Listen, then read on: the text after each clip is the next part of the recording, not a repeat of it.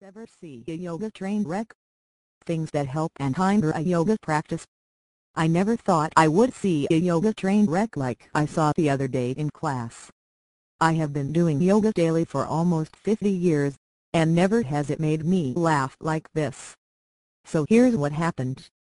I happened to join the beginner yoga class, the only one I could make that day because of my schedule, and we were packed in like sardines. We get to the tree pose, you know, the one where you stand on one leg and have the other one crossed in front. This being a room filled with beginner yoga students, there was a lot of wobbling involved in the tree pose. All of a sudden, bam! One lady tilts left and hits her neighbor. Her neighbor immediately collapses into the person to the left of her, and so on, until about 6 people had crumpled to the floor in a giant human pretzel. We all laughed like crazy and got a better workout for our ABS by laughing than we did during the whole rest of the class. So if you ever get a chance to join a packed beginner yoga class, watch out for that tree pose. Or at least be prepared to laugh your butt off when the whole thing implodes in on itself. Of course, all of this is just a way to make you smile, and a segue into the topic of how to make your yoga practice easier and more effective. 3 ways to make your yoga practice easier and more effective. Yoga is definitely a healthy practice, but if you are just getting into it, or if you tend to run hot and cold in your practice, yoga can be downright painful. Stretching muscles, tendons, and ligaments that haven't been stretched in a long time is painful. But it's also good for you. Plus, done right, yoga doesn't have to be painful, and it can help your body feel more at ease all the time. So here are 3 tips on how to make your yoga practice easier and more effective. Yoga tip number 1. Do yoga often or not at all. This may sound harsh, but it's true. If you only do yoga once a week, the practice may be more painful than beneficial. Yoga's true benefit to body, mind, and spirit occur, in my experience, when you practice yoga at least 3 to 4 times per week. Even if that means you have to scale down your practice to a very simple routine that you won't mind doing on a regular basis, that's okay. One yoga master with whom I studied said not to bother with yoga unless you were going to practice it at least 3 times per week. At 3 times per week, he stated that your body would feel better. If you practice yoga 4 times per week, you begin to notice mental and meditation effects. At 5 or more times a week, yoga becomes a spiritual effort that also benefits body and mind, and the effects can be truly spectacular. Find ways to keep yourself motivated to do yoga often.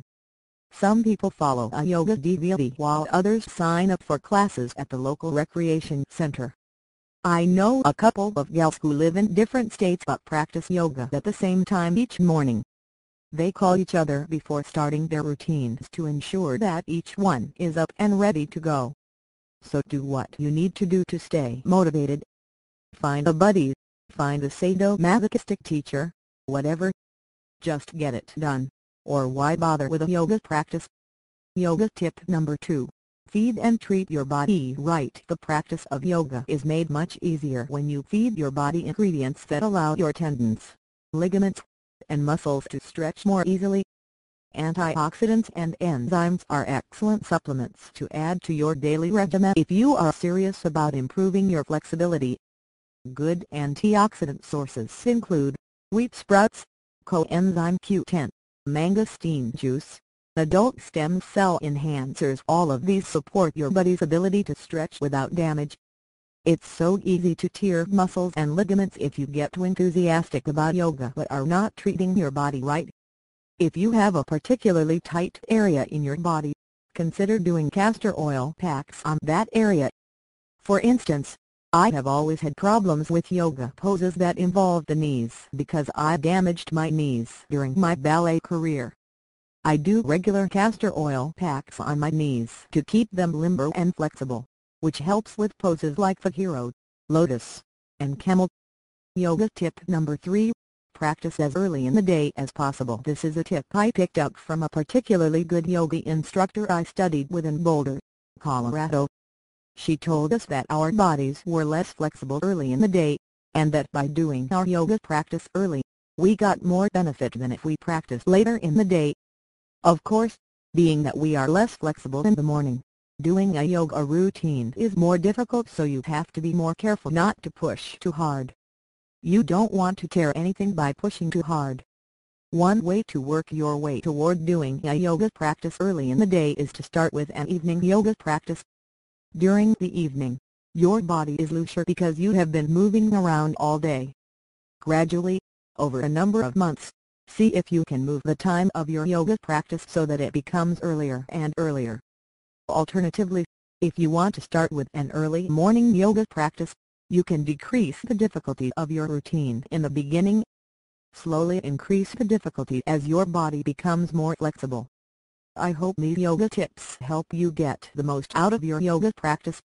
Yoga is a most beneficial practice, and I have found these 3 tips help me maximize the time I spend bending my body into a pretzel. Ever see a yoga train wreck?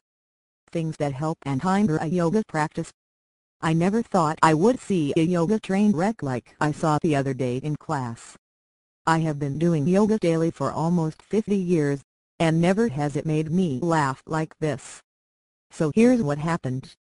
I happened to join the beginner yoga class, the only one I could make that day because of my schedule, and we were packed in like sardines. We get to the tree pose, you know, the one where you stand on one leg and have the other one crossed in front. This being a room filled with beginner yoga students, there was a lot of wobbling involved in the tree pose. All of a sudden, bam! One